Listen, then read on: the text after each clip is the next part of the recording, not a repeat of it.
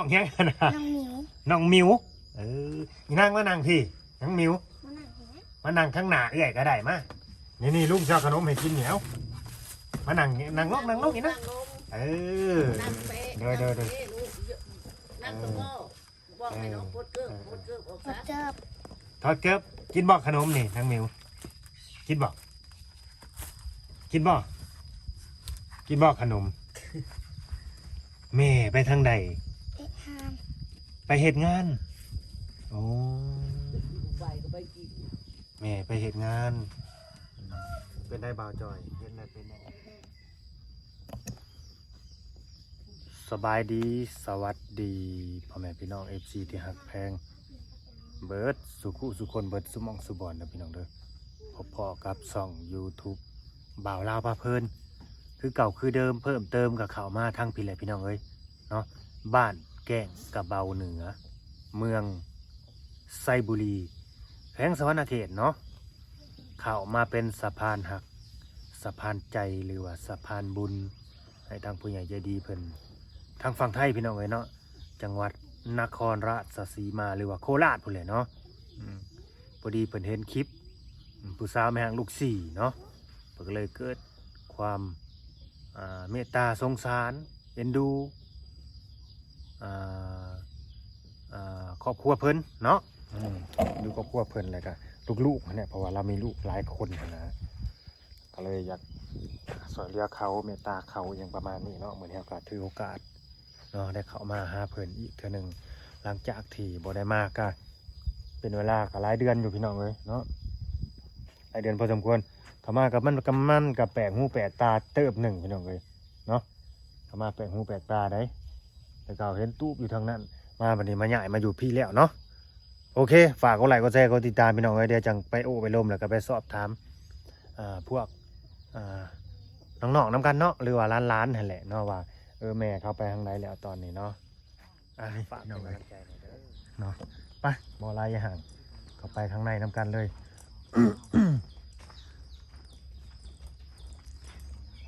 โอ้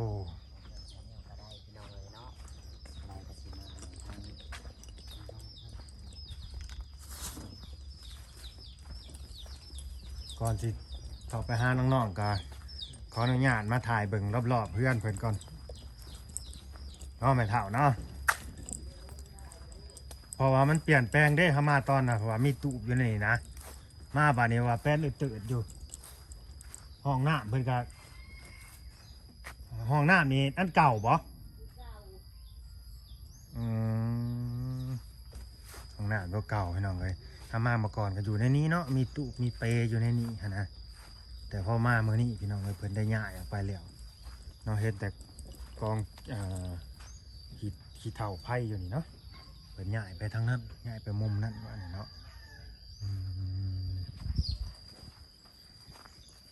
ก็จะเป็นเฮือนของเพิ่นเนาะเฮือนของแม่สาวนกอะไรพี่น้องเลยสาวนกลูกซีเนาะชวนหน่อยชวนมันเพิ่นนะใช้บ่เฒ่าไว้ทางใดแหละคือบ่เห็นโอ้ในเฮือนนี่บ่โอ้เพิ่นบ่สบายบ่เฒ่าหรือว่าพ่อใหญ่เพิ่นนี่แหละพ่อใหญ่มีนางน้อยพวกนี้แหละบ่สบายเพิ่นน่ะนั่ง หมดหยัง สายหมดค่ะ นี่ใส่ยังไง มายามนี่มันก็สิแบบเครื่องปลูกของฟังพี่น้องเอ้ยมันก็สิเขียวเนาะอุดมสมบูรณ์มากม่วงสีก็มีเนาะม่วงแอปเปิ้ล โอ้ยบอกพวกหลานเคยซื้อมาให้ผู้อยู่บ้า โอ้ นเจ้าเพิ่นไปแล้วไปใช่แล้วไปอยู่แล้วเงินคนพุ่นละ จะเฮิงบ่ ได้2 ปี โอ้โดยพากันเขาไปนั่งในพี่รถอีนั่งโอ้เขาไปนั่งแล้วหันหน้ามาพี่หันหน้ามาหาลุงพี่หันหน้ามาอ้าวสบายดีกล้องดู สบายดี โดยสบายดีป้าลุงมาสิ สบายดีป่าลุง เอ้ยสบายดีป้าลุงนี่แหละพี่น้องเอ้ยลูกสาวนกเพิ่นเนาะ มีพ่อ ลูกบ่มีพ่อ ลูกกับป้า ลูกกับพ่อพ่อโอ้ยเนาะจะแม่นซ่าชีวิตของชุมเจ้ากับพ่อเนาะอีนางเนาะอยากได้ที่บ่พ่อน่ะ ได้ อยากได้ ได้วันนั้นมีผู้เอา บ่มีผู้เอาเนาะ ลูกหลายปกติ โดย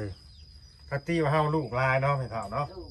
เอาล่ะหลายนะครับกติว่านั่นแหละสู้บ่ไหวเด้อกติว่า การว่าใหญ่สักกะไคอยู่ไหน โดย อันนี้เพิ่นยังน้อยอยู่ผู้ที่เป็นพระเข้า พอได้กินเนาะพอได้กิน สู้บ่ไหวแล้วอ่ะ ละ แต่ลูกติดเมียนี่ก็4แล้วสิมามีลูกกับเมียอีก2เป็น6แล้วเพราะว่าอีก เขาน้อย บ่ไหวแล้วอ่ะ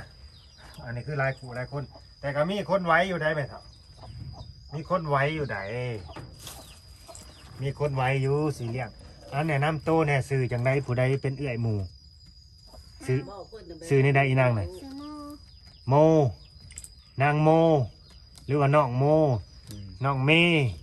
จำสื่อได้อยู่แต่ว่า อีกคนหนึ่งจะสื่อเนี่ยใด น้องนิวน้อง แซ่น้องมีนะ น้องโมผู้เป็นเอื้อยน้องยังอันนี้ แมน น้องแนน แม่น น้อง นิว น้องนิวน้องโมน้องแนนน้องนิวน้องยังอันนะ น้องหมิว น้องมิวอีนางมานางพี่น้องมิว มาหนังเห็นไหม มานางข้างหน้าเอื้อยก็ได้มานี่ลุงเจ้าขนมให้กินเหนียวมานั่งนางลงอีกนะ นั่งลง เออ นั่งเป๊ะ เด้อ นั่งตรงโง่บอกให้น้องพดเกิบพดเกิบออก กระ ซะ เจิบ ทอดเกือบกินบอกขนมนี่นางมิวกินบอกกินบอกกินบอกขนม แม่ไปทางใด เตะหาม ไปเหตุงานโอ้ ไปก็ไปกิน แม่ไปเหตุงาน เป็นได้บ่าวจอย เห็นแล้วเป็นได้ใดอึ้งลูกบ่มีพ่อเนาะไปตาสงสารได้ อันนี้กันเว้าแล้วก็เว้าอีกพี่น้องเอ้ยเว้าไปได้แล้วมันตำใจได้หลายคู่หลายคน กัดก็บ่ปุ่น ก็คือแบบเฮาเป็นเอาอาปลาลุงหรือว่าพ่อใหญ่แม่ใหญ่นะคันมีคนแบบว่า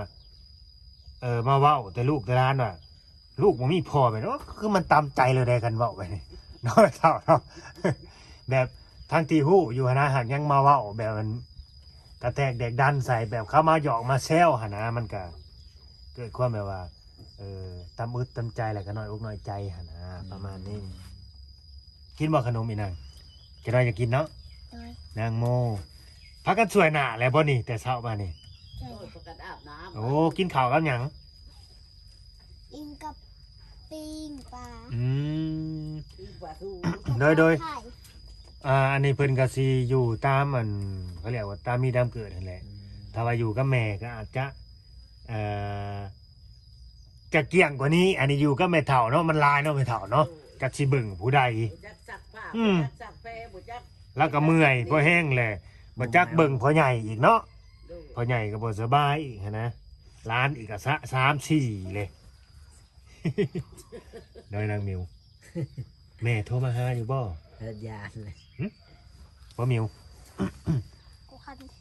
ไปช่างเห็ดอะนะ ยุงกัดเพราะว่าเป็นตุ่ม เอา เก่า ไปยุงกัด ๆมันกินบุดี ผู้ใดเข้าองค์เฮียน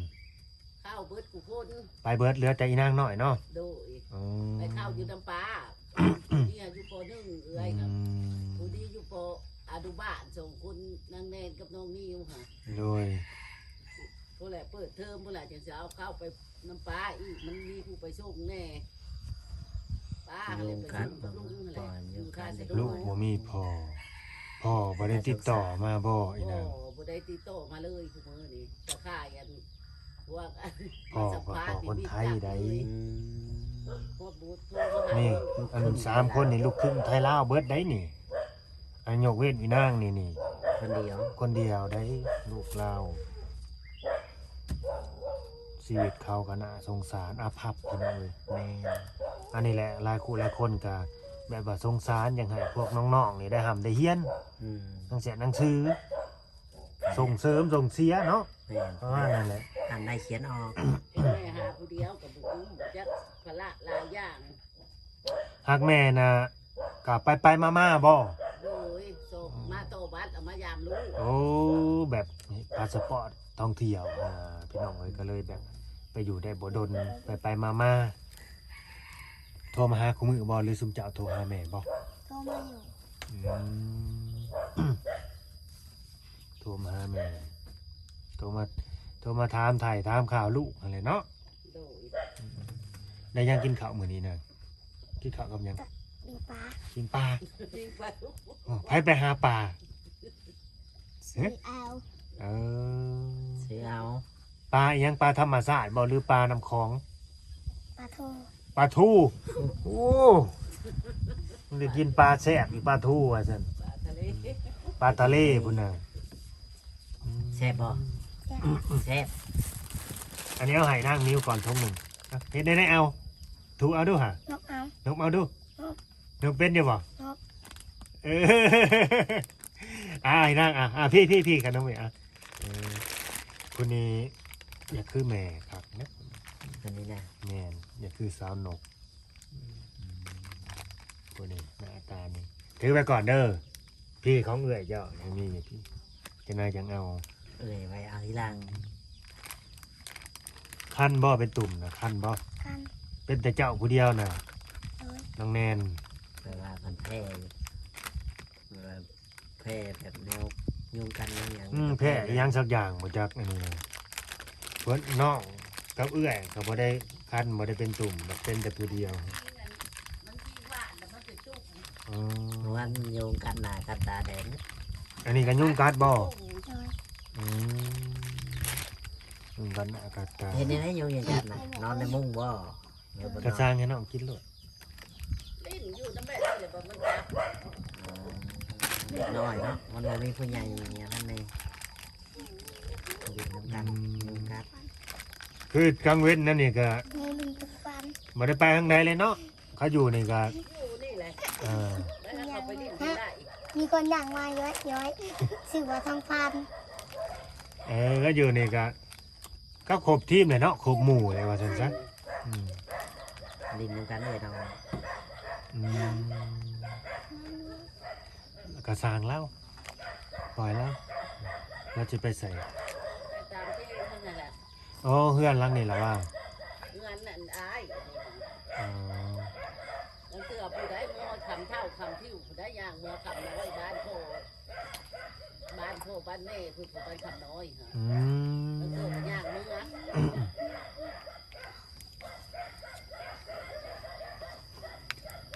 พี่น้องเอ้ยเนาะถ้าเกิดดอกผู้ใดเข้ามาเบิ่งมาส้มนี่เนาะเกิดความเมตตาการุณเนาะหรือว่าสงสาร ให้ชิมเมื่ออยู่นำนี่ ไปสิเมื่ออยู่นำลุงบ่ บ้า มีไปสิเมื่อบ่ว่าซั่น หมออยู่เพิ่น แต่ว่าพ่อนี่อยากได้อยู่บ่ไอ้นางอยากได้อยู่บ่ ตา อยากได้นางโมก็อยากได้ แต่ว่าบ่ได้ไปเรียนอยู่ไทยได้เรียนอยู่ลาวพี่ อืม พ่อก็บ่ติดต่อก็มาเลยคือแม่เฒ่าเว้า ต่อมาเลยผู้มือนี่ตะข่ายอันมาสัมภาษณ์นี่แล้วเลยโทรมาหาลูก โดยมาสัมภาษณ์กันบ่โทรทันทีแบบสิติดต่อมาแบบว่าก็ดูแลเขาและรับผิดชอบเขาอะไรพี่น้องเลย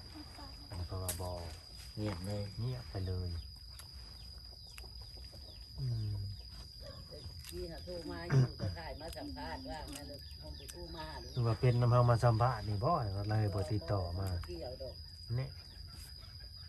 สิให้ว่าได้ซะเนาะแต่ก่อนนั้นบ่ให้มาสัมภาษณ์บัดโทรติดต่อมาอยู่เพราะว่าบัดมีพวก YouTube เข้ามาบ่ติดต่อมาหาลูกเลยโอ้ยสาม เป็ เดือน น จังไรสิว่าเอาติ ง่ายมาเติงแล้วบ่ตูบนี่นั่ง ว่า มา มัน เติง นี่ ไผเฮ็ดให้อันนี้ หลานชายอยู่บ้านลุงมาเลย อื โม ม เอ็มมาเลยเขามาเฮ็ดให้ก็ได้นั่งได้เช่าตัวน้องเอล่ะ ตู้โมเดิร์นตู้โมเดิ ได้ ร์น นั่งลิ้นกลางเวียนกลางเว้น พอได้หาเด็กน้อยนั่งดินนอนลินเนาะ ตู้โมเดิร์นทรงโมเดิร์นแหละ เรียนแต่ยุงเท่านั้นนะฝึก ยุ่งอะไรยุ่งหลาย ผู้สาวลูกสีชีวิตบ่ดีปานใด บ้านเลี้ยงไปเช้าเขาใหญ่ โดยจะน่าขยายกันสบายเองดอก ตามได้ตามมีตามตื้อนี่แหละ สู้ ได้เขาบ่มี ๆท่านยังอีกนั่นท่านคือกันอีกใครแต่ว่าบ่ได้ลงไห้ลงหน้าลงขี้ตอกขี้ตมเนาะกันจะแหละพอแห้งอยู่แล้วพากันไปไหลยอกกันอยู่ให้หน้าพุ่นแหละ ส แค่แต่ว่ามันไกลน้ำเลยเนาะไกลอยู่ปะคลองน้ำยันตกน้ำตกนะ บ่มีแล้วแถวนี้มีแต่ป้าแต่ดุกนี่แหละ มีแต่หินแต่ เรา ยุง บ่ได้ ค่ะ ไปใกล้เขายานคนเอาบีเอาตับเข้า โอ้เขาก็ย่านคือกันเนาะ ยานได้เร็ว ย่านบ่นะ มาเขาก็เล่นคือเฮือนได้ อืม รูดเปียกรูดเพียงมาเขาเล่นรูดดินน้ำกลางบ้านนี่ก็ดี อืม เอาน้องไปน้ำไหนโมเมนต์ชีแลนปุ๊บแต่เจ้าของน้องมันบอกเอาไปน้ำบ่ ก็อยู่ยังฮู้จักย่านอยู่เนาะ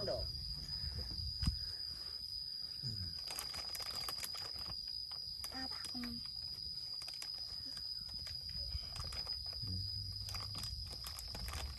เฮ็ดปวกบ่ออกบ่แถวนี้ ออกกับไปฉันแหละมันบ่มีเฮ็ดปวกเฮ็ดเพียงมีแต่สวนแต่หัวแต่สวนเขามันเบิดลามันเป็นเบิดลา อืม แขวจะไปใช้นะหืมแขวจะไปใช้ เขียวมันออก แค่เอาไว้ อ้าว ใส่ คนนี้คือออกก่อนคนนั้นจะออกแล้วมาใช่ ออกแล้ว พุงแล้วอ๋อ แค่เอาไปเที่ยวเดียวก็กลับเนาะเออ ยิ้มมึงเด้อยิ้มมึงเด้อ บ่รายได้เดือนเสียเงินนั่นทั้งนั้นผู้ใหญ่ใจะดีเพิ่นให้อันนั้น จะมือ ถ้าเป็นเงินกีบเนี่ยให้เขา ขอพัน อืมให้เขาไปซื้อขนม กินว่าขนมเอาได้ไหม ผู้ ข ให น ญ่ มมา ใจ ก่อน ดีก็แม่นเราว่าเราอยากเลี้ยงก็แม่นแต่ก็สิเว้าแล้วสิเฮ็ดแล้วสิเลี้ยงคือเราเว้าอยู่บ่น้องนิวบ่เอาน้องนิวน้องแนน น้องแ กินของใครของมันเด้อ บ่ได้ดอก บ่ให้ญาติกันเด้อไปเบิดแหละคือเบิดเด้อแล้วน้องโม เจ้ากินก่อนหมู่เจ้าสิเบิดเด้อเออ ให้หลานเป็นวัดอยู่แล้วแต่ว่าเราเอาของหวานมาให้หลานเป็นวัด ไปสิถือเงินนี่ไปสิเอาเงิน เอา เอา เอาเลย โอ้โหเสียไปเห็นยังเงินนี่เสียไปเห็นยัง สีขาว ซื้อข้าวซื้อของกินผู้หนึ่งเอาไปซื้อข้าวเนาะผู้หนึ่งเอาไปซื้อของกิน เพราะว่าเดี๋ยวนี้เขาปิดโรงเรียนพี่น้องไปปิดเทอมเด้ออยู่ลาวฮะเด้อโรงเรียนประถมนี่เขาปิด แต่ว่าม .4 ม .7 นี่กำลังสิเซ็งมั้งตอนนี้หรือว่าจังใดแต่ก็เริ่มทยอยปิดที่กันนั่นแหละมันต่างกับทางไทยเด้อทางไทยนี่เขาสิเปิดเทอมหรือเขายังเฮียนอยู่ตอนนี้ แม่นะ นะมันสลับกันนะ เรามันก็คิด แม่นลาวเขาน่ะปิดไทยน่ะเปิดนะมันกลับกันแบบนั้นพี่น้องเอ้ยเนาะ อยูเทนา หยุดเฮ็ดหน้าอยู่บ้านเขาน่ะหยุดเฮ็ดหน้าเพราะว่าครูอาจารย์เป็นเฮ็ดหน้านะ อืม ก็เลยหยุดเฮ็ดหน้าเนาะบ่คือครูอาจารย์ทางฝั่งไทยได้ แม่น อันนั้นจะเป็นเฮ็ดหน้าเป็นหรือบ่ดอก หน้าไผหน้ามันอ่ะเอ้ยเท่าใดน่ะเบิ่งดูหั่น นับเบังเด้อหัวจักอยู่บ่ จักใบ อ้าว จักใบเงินเท่าใดอ่ะ ใช่เป็นอยู่บ่นี่ เงินเท่าใดน่ะ เท่าไรน่ะนับเบังก่อน ตัวใดนับเบิ่ง ผู้ใดฮู้จักเงินหนาว แม่ เบิ่งดูเอาน้องแนนน้องนิว ในแสน ใบแสน จักใบน่ะเอา จักใบจักแสน จักแสนเอา นับเบิ่งดูมันมีจักใบนับกลุ่มใจซ่า ให้เอ้อยนี่ไปอยู่ปอนหนึ่งหามา บ่ จั ฮู้ กเอา บ่ฮู้จักเงินหกใบนะฮอดจะบ่หกใบนะเบิ่งดู เอามา6ใบ ปูเป็น นับบ่เป็น เอาแล้ว ยังนับบ่ฮอดหกอยู่ นับดูหาหนึ่งนับหนึ่งดูหา นับมือ หนึ่งนับไปทีละใบหนึ่งว่าสิแล้วอีกยังบาดนี่ สอง นับไป สาม สาม สี่ สี่ ห้า หก แน่หกใบใบละแสน จัก อ่า จักแสนนะ ไปจักแสนบาดนี่ อืม 6 แสนบ่แม่นบ่ฮะแม่นบ่ เรามาจากเงิน ให้แม่เฒ่าถือไว้ให้เด้อ เข้า เพิ่น เข้ากลาง อืม เข้ากลางเทอมคือเบาแหละเข้าได้3 เดือน อืม ดีกับปิดเทอม คน โดย ตลาดก็ว่า อันนี้คือห้ากับข้าวข้างทำอิฐเลยแม่นบ่แม่เฒ่า โอ้ย ก็บ่เคยเฮียนเนาะ นั้นนักมือซื้อเสื้อผ้ามาให้แล้วก็เอาไปฝากน้ำปลาอยู่ท่าสนุ โอ้ ปิดเทอมแล้วล่ะเอามาวันปิดเท ติมแล้วสิเอาไปฝากน้ำปลา อ๋อ มันไกลโรงเรียนแน่ เลย ดื้อบ่ พี่แล้วมันบ่มีผู้ไปส่ง โอ้อันน่ะบ้านเพิ่นอยู่หันเฮือนเพิ่นอยู่หันเลยเนาะ โดยก็ไปไกลกับโรงเรียนเพื่อนเพิ่นคือป่านนี้ป่านเดินทางนั่นแหละโรงเรียนน่ะป่านทางดำนั่นแหละโอ้ไป เป็นตาสงสารเลยนี่แหละชีวิตของเงินสาวนกกับบางคนเขาก็หลับบ่ได้ตรงภาระที่ว่าลูกหลายแล้วแต่ว่ามีแต่ผู้หญิงในลูกหลานมีแต่ผู้หญิงเลยต่อยเลย ลูกสาว4 คนแซ่บบ่หึแซ่บดุนี่เบิ่งลุงสิให้จับเงินเด้อเดี๋ยวสิให้ผู้ใหญ่เพิ่นเบิ่งนำ เป็นว่าผู้ใหญ่สีคล้องได้ว่าหวดหมอเนี่ยเอาเงินไปแต่เฮิกนะคือยังเสืออยู่ปัจจุบันโมแมนแนวได้นี่จับคนละส่วนเด้อจับน้องไงเดี๋ยวเบังกล้องนี่1 2 3โอเคเอาบัตรเก็บ เก็บไว้เด้อ ตามมาแหละพี่น้องเอ้ยเนาะบาจอยมียังเพิ่มเติมบ่ บ่มีแล้วให้น้อง เจ้าก็ฝากผู้รักผู้ใหญ่เจ้าเน่ ฝากผู้รักผู้ใหญ่เบิ่งหน่อยเด้อพี่น้อง เบิ่ง เพราะว่าสงสารน้องๆเพิ่น แม่ เนาะ นเบิ่งแย่งเนี่ยได้เนาะสอยเรือพวกเขาเนี่ย แม่น ลูกกับพ่อพ่อ ลูกกับพ่อครอบครัวเพิ่นก็ อืม ลำบากอยู่พี่น้องทุกข์ยากปากหมองคือกัน พ่อบ่มี อ๋อ พ่อยังถูกอยู่ อืม พ่อบ่รับผิดชอบเอาเข้าไปอีกบัดนี้เนาะพ่อบ่เบิ่งแห่งลายพี่น้องกันบอกไปลายเป็นแห่งลายเอาเป็นว่าเขาอยู่กับแม่พี่น้องเอ้ยพ่อน่ะเลิกลากันไปแล้วนะตอนนี้น่ะก็คือผู้ที่รักภาระคือแม่เฒ่าแม่เฒ่าก็พอพื้นบ่เฒ่าแล้วก็บ่สบายจังมื้อแล้วบ่เฒ่าบ่สบายน่ะ ลายมือแล้วทุกมือ แล้วอยู่กันจักคนซะเดียวนี่แม่เฒ่า ก็นี่แหละนี่ มีแต่2เฒ่าแหละครับหลาน4 คนนี่บ่ โดย เอาเนาะแหละแน่เนาะ บัดพ่อใหญ่ก็บ่สบายอีกเนาะบ้านนี้เนาะยังสิเหลือแต่เจ้าแล้วแหละหน้าแลหลังอยู่แล้วบาดนี่ นี่ก็คือนี่แหละ อืม ได้เฮ็ดงานเฮ็ดหันเฮ็ดนี่จะดี คันว่าลูกสาวก็ไปหาเงินแหละเด้บ้านนี่คันบ่ไปบัดบ่มีจักสิว่าในใดชีวิตคนเฮาเนาะสู้ๆกันไป แม่ ตามมีตามเกิดเนาะน้องแนนน้องนิวน้องโมน้องมิว น้องมิวกินหมดก่อนเพื่อน บ่เอาแล้วแล้วก็ยักอยู่เลย โอเคเด้อพี่น้องเด้อเฮาก็สิได้จบที่ใบสำเนียงเนาะก็ขอบบุญขอบคุณขอมกขอบใจทางผู้ใหญ่เนาะ ผู้ใหญ่ใจดีเพิ่นนั่นแหละที่ว่าได้มีความเมตตาเนาะถึงสิบ่น้อยก็บ่หลายนะพี่น้องเป็นน้ำจิตน้ำใจจากเพิ่นนะก็ยังดีกว่าเฮาแบบบ่ได้ซอยอิหยังเลยนะ เนาะ ก็สิซอยแต่ปากแต่ว่ามันก็บ่ได้อิหยังดีดอกพี่น้องเอ้ยนะเนาะมันต้องซอยด้วยแบบย่านเหือหรือว่ากำลังเฮากำลังทรัพย์ของเฮาแหละยิ่งตามปู่มีพี่น้องเอ้ยเนาะก็เห็นซะถ้าว่าอยากมาเบิ่งมาแย่งอยากมาดูแลเทคแคร์หรือว่าอยากได้ข้อมูลการติดต่อของน้องๆหรือว่าแม่น้องๆก็สามารถติดต่อมาได้เด้อพี่น้องเด้อเนาะเดี๋ยวว่าอยากคุยกันก็สามารถติดต่อแอดมินมาได้คือกันก็ยินดีที่จะแจ้งข้อมูลการติดต่อให้แม่เพิ่นเล่นเฟซอยู่บ่เล่นบ่ เล่น เด้อลุงสิถามเด้อแม่น่ะมีพ่อใหม่แล้วบ่เดี๋ยวนี้ นา ยังบ่มีอยู่ยังบ่มีเด้อพี่น้องเอ้ยยังหาบ่ได้เนาะยังหาบ่ได้แล้วเพราะว่าแม่ซุมเจ้าบัดมีลูกหลายคนนั่นแหละนะ เพิ่นก็เลยย่านแน่สำหรับหนุ่ม มากับมีแต่โทษเพิ่นเข้ามากับมีแต่โทษ โดยจะถามว่าเคยมีคนเข้ามาอยู่บ่ก็มีพี่น้องเอ้ยแต่ว่าก็เข้ามาแล้วก็ถอยคือเราว่าหั่นแหละแต่ไปบ่รอดแต่หยังไปต่อบ่ได้หั่นน่ะ ลูกหลาย ลูกหลายเนาะโอเคพี่น้องเอ้ยฝากกดไลค์กดแชร์กดติดตามอยู่ดีมีแห้งหักแพงเหมือนบ้านเนาะถ้าเบิ่งตอนต่อไปพุ่นแหละสิเป็นแนวใดเนาะเอาสบายดีพี่นางโดยสบายดี